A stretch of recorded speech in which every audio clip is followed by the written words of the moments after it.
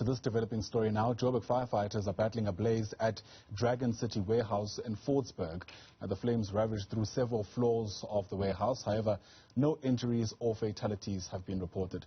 Joburg Emergency Services officials were on the scene to ensure that the fire doesn't spread to adjacent flats. Let's get you a sense of the latest on that story now. Bring in via our telephone line Nana Radebe, who is with Joburg Emergency Services and is the spokesperson there. Nana, thanks very much for your time. Welcome to the program. Let's get a sense of the scale of this fire as a start. How bad are things looking?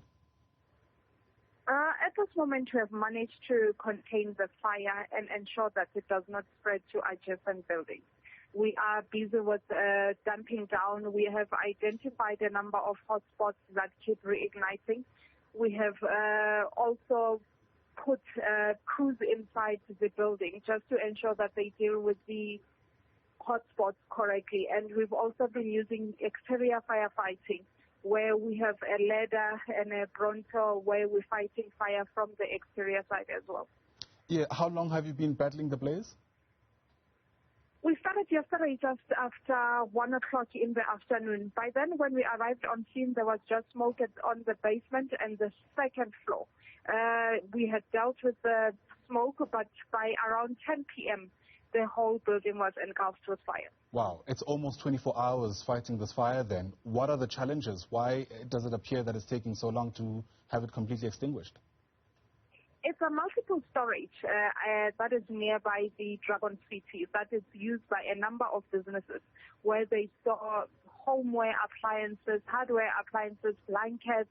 So there's different types of materials that is stored, which is keeps on reigniting and making us to restart firefighting. But we've also requested external services to come and assist. The Tshwane municipalities here, Ekurhuleni is also here to assist, and we can say that we have managed to contain the fire. I imagine some of the obvious concerns also have to do with the structural integrity of the building itself. It must be completely evacuated, but there's no telling when it can be occupied again. That would be a problem because the second floor of the building has actually partially collapsed.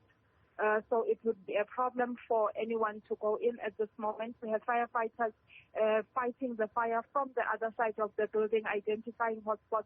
But we'll also have our fire safety officers on scene to do preliminary investigations of what had caused the fire and where the fire has started.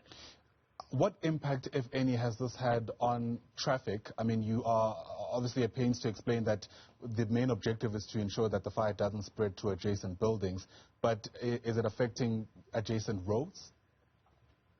Not at all. We have JMPD on scene. They've only closed the roads where our fire engines are doing firefighting from externally, which is the roads that are around the building.